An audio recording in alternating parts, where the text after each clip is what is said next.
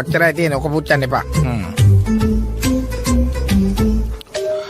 මේ ඒක නෙවෙයි ඉංග්‍රීසි කවියක කියමනක් තියෙනවා. සිගරට් එකක් එක්ක තියෙන සම්බන්ධතාවය තමන් වටේ ඉන්න මිනිස්සු එක්ක තියෙන සම්බන්ධයට වඩා හොඳයිලු.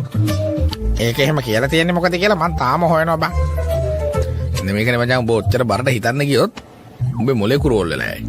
අපේ ජීවිතේට මැරෙනකන් ඉන්නවා කියලා සමහර අය ඉන්නවනේ. ඒත් අන්තිමට අපිට පොඩ කෙලවෙගෙන යනකොට උන් ෂේප් එක ඇතැරලා යනවා. ඒත් කියන්නේ යන්නේ නැතුව ඇවිල්ලා. උඹ අපෙන් ඵලයන් කියලා වැද වැටුණාත් අපිත් එක්ක ඉන්නේ. සිගරට් එක විතරයිනේ. අම්බේ ඒක ඇතුලේ ඉච්ඡා තේරුමක් තියෙද බං? මට ඇත්තටම තේරුන්නේ නැහනේ. ලියනුම් විතර බුද්ධිමත් වෙලා වැඩක් නැහනේ. කියවනුනොත් බුද්ධිමත් වෙන්න ඕනේ. මේ අයියෝ අම්මේ නෑ ඇතුලේ කවුරුවත් නෑ. කවුරු වෙන්නේ නැද්ද? මම වෙන්නේ නැති. උඹ ගෙන් අරපන්. උඹ ගෙන් අරපන්. මම දෙන්නම ගෙන් අරමුද? බාත්රූම් එක කාගේද? ගිහින් දොර අරපන්. ඒ හැපි. තමස මොකද මෙහෙ කරන්නේ? අනේ මෙහෙනවා. අයියෝ මේ හඳුන් කුරු පත්තු කරා කියලාවත් කියපන් ඇහුවොත්. බාත්රූම් එකටද මොකටද හඳුන් කුරු? කලබලෙට මොනවා කියවනවද මන් දන්නේ මොනවත් තේරෙන්නේ නැහැ.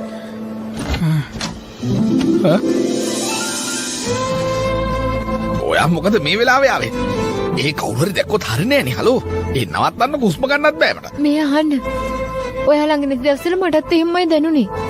මොනතරම් කතා කිව්වද මං කොලෙජ් ඉන්න කාලේ. නේහා ඔයා ළඟ ඉන්න නැත්තම් එක විනාඩියක්වත් මට ඉන්න බෑ. අවුරුදු 5ක් ගිහිල්ලා දැන්. ඔයාට එක සැරයක් මාව බලන ඉන්දියාවට එන්න බැරි වුණාද?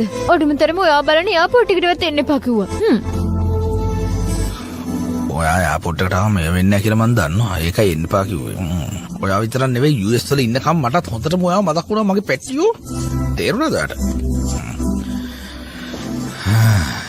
ඔයාට පොඩි දෙයක් කියන්නද? දුරක ඉඳන් ආදරය කරද්දී මාර මායාවක් තියෙනවා.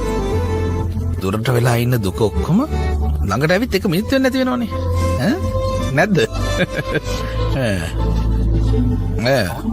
ඔයා තාප වලින් පයින් එක නැවතුනේ නැද්ද තාම?